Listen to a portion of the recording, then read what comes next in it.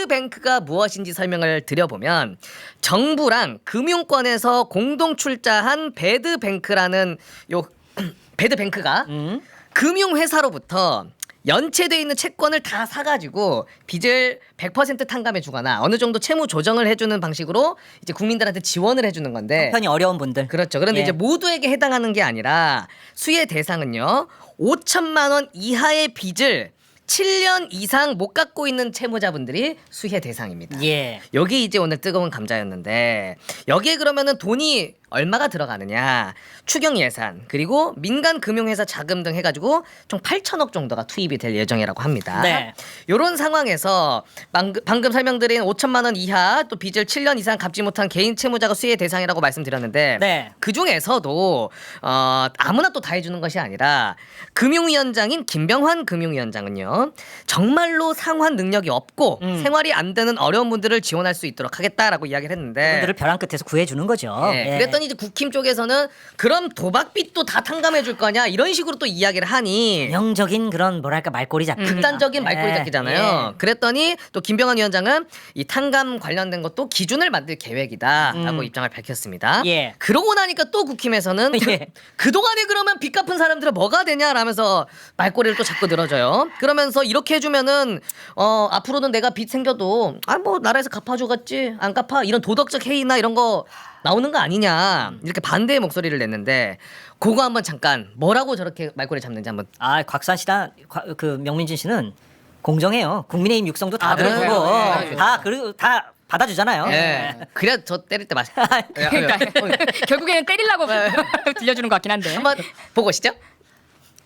동일한 조건임에도 불구하고 성실하게 감 채무를 상환한 361만 명은 뭐가 되는 거죠? 그럼 이분들은 힘들고 어렵지 않아서 정말 열심히 해서 돈을 갚았던 거예요? 그러니까 지금 시중에 뭐라고 이야기하냐면은 7년만 버티면 빚이 사라지고 요새 빚 갚으면 바보가 된답니다. 바보. 이래 되면 금융의 모랄 해저드가 굉장히 심각하게 들어갈 수밖에 없다는 생각이 듭니다.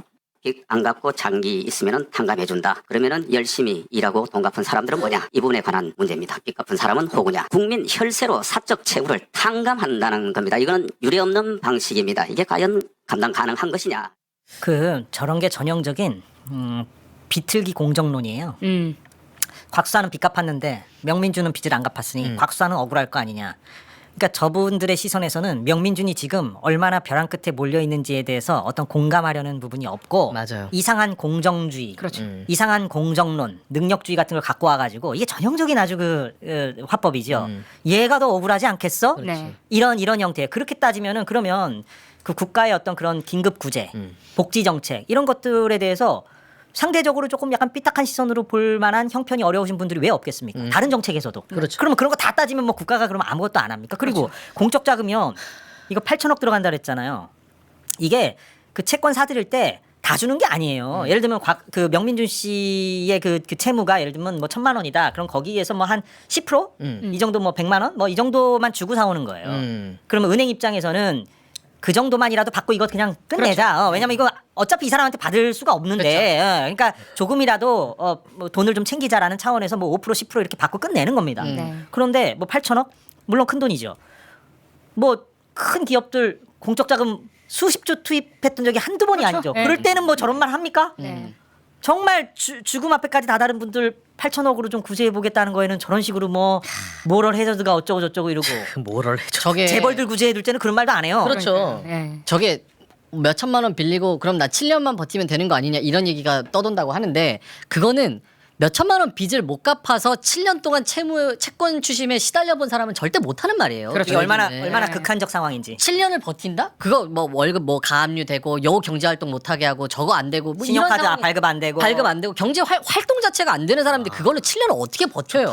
그 사람들은 진짜 못 갚아서 진짜 지금 벼랑 끝에서 아무것도 못 하고 나는 진짜 극단적인 선택을 하는 것밖에 방법이 없나? 인생 리셋해야 되나? 이런 생각하시는 분들이 엄청 많은 벼랑 끝에 몰려 있는 사람들이란 말이에요. 그냥 아무나 나라 돈으로 막 누구 갚아주고 너 탕감 이런 식으로 남발하는 게 아니잖아요. 그리고요.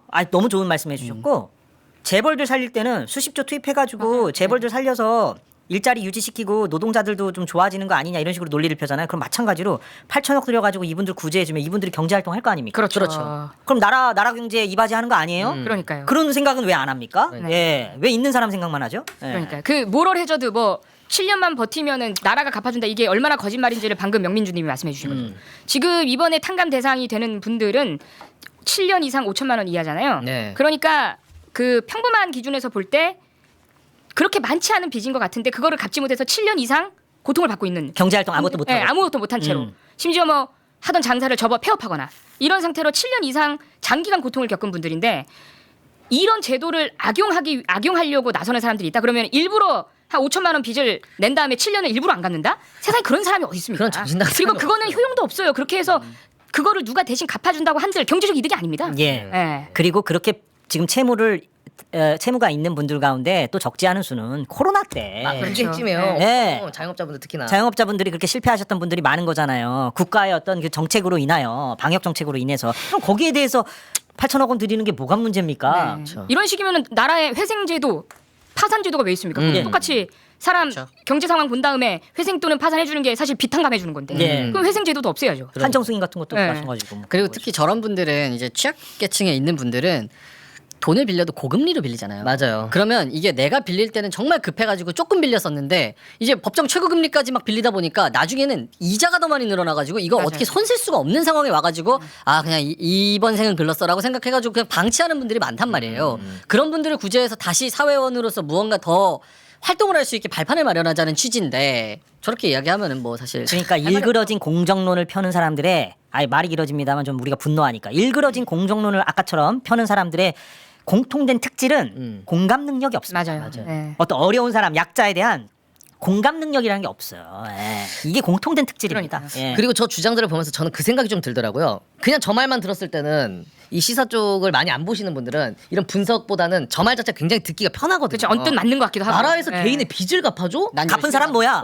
갚은 사람 뭐야? 그러면 예를 들어 국힘 지지층 중에 또 노년층이 많이 계시니까 그분들이 봤을 때는 굉장히 좀 매력적인 그 사람들 맞아요. 입장에서는 빨려 들어가는 주장일 거예요. 저는 그걸